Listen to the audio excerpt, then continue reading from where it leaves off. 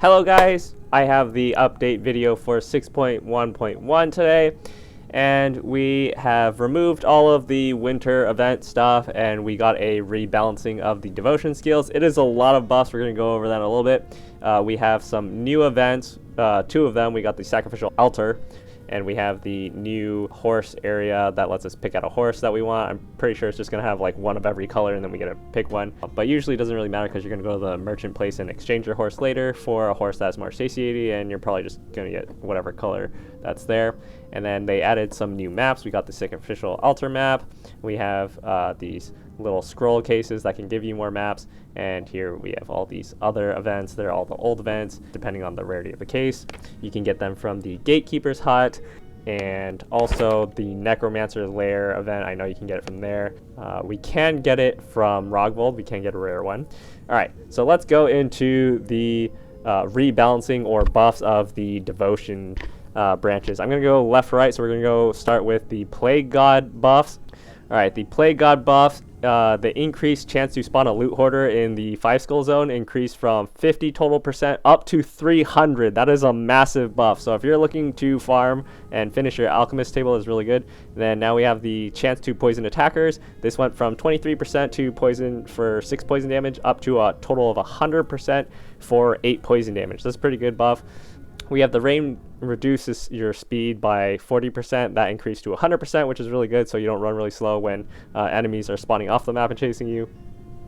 You also got a chance to avoid attacks when it's raining. That went from 14 to 20%, so a 6% increase. That's pretty good. And the heal while you're in the rain went from 5 HP for every 10 seconds to 2 HP per 1 second. So those are 3 really nice buffs that makes rain scrolls pretty valuable, almost like a little mini luck potion. And then we have the chance to evade traps. That went from a total of 40% to a total of 100%. This is a massive buff. You're not going to need the Sun Dragon armor set anymore, and you're not going to need a cat with the light-footed ability, and so you're not going to have to worry about your Sun Dragon armor breaking while you're running around in the dungeon, and you're not going to have to worry about your cat running out of stamina in the middle of the dungeon and the skill deactivating and leave you stranded and vulnerable to traps.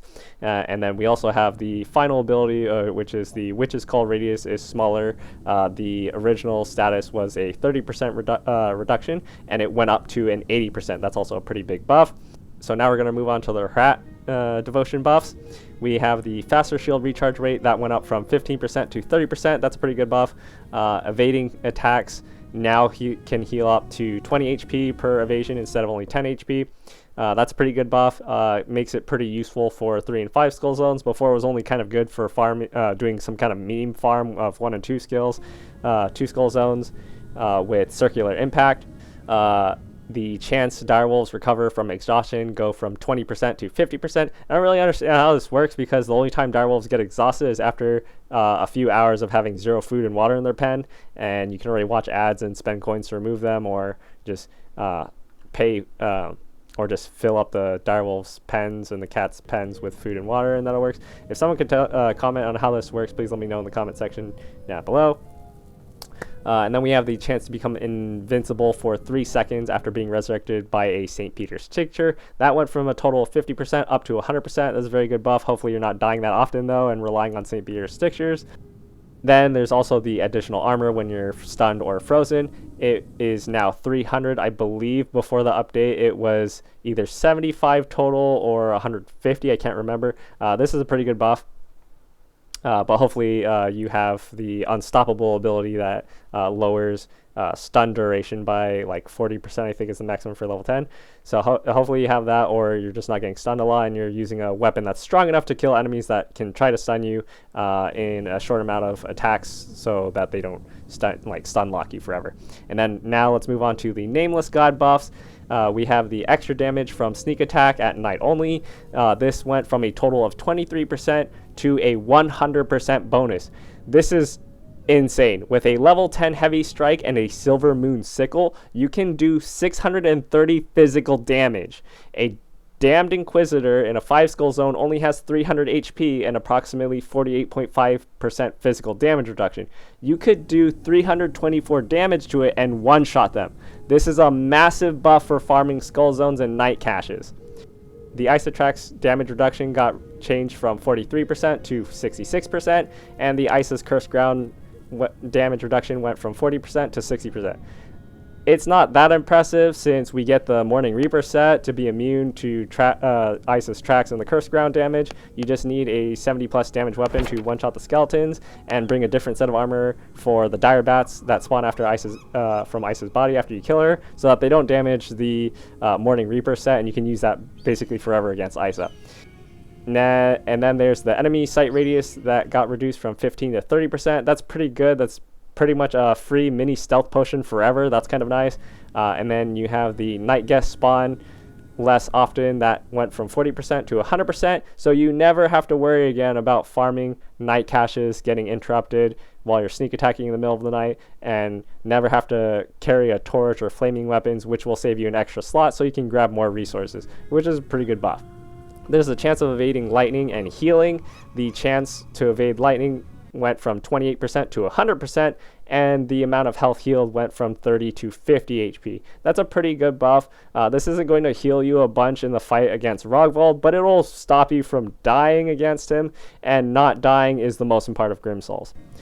Contacting a higher power gives a 150% bonus EXP for 5 hours. I don't remember what the stat was before the update, because EXP isn't really all that important. Especially when you're farming all the devotion points, you usually gain a lot of levels by the time you get there anyway, so that doesn't matter. This is really good if you're going to a 1 to 2 skull zone with the Executioner's Axe at less than 29 HP, and just quickly get the buff and kill everything, and then you can get your EXP buff, and then play for 5 hours and do other stuff like you normally would. Although, like I said before, by the time you get enough devotion points that you're unlocking all these nodes for these skills, you're probably already high enough level that you can craft everything in the game. Maybe you're even max level at 200, so this kind of skill is pretty meaningless. And then there's the chance of restoring HP on a kill. That's at 70%, and you get 100 HP. I don't remember what the old value was. It was probably so low that I didn't even consider it in my 2.9.0 video when Acolytes first came out in the game. This is a pretty good skill now if you're farming skull zones and dungeons, but it's not really that great for fighting bosses.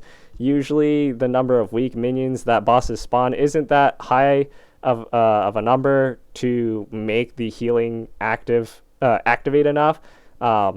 I would have been happier if the devs made it a higher chance to heal and a lower amount, sort of close to bandages. So maybe if it was like 34-50% chance to heal, like 40 to 50 HP, this would be a really, really good skill that would match like some of the other skills that are super impactful.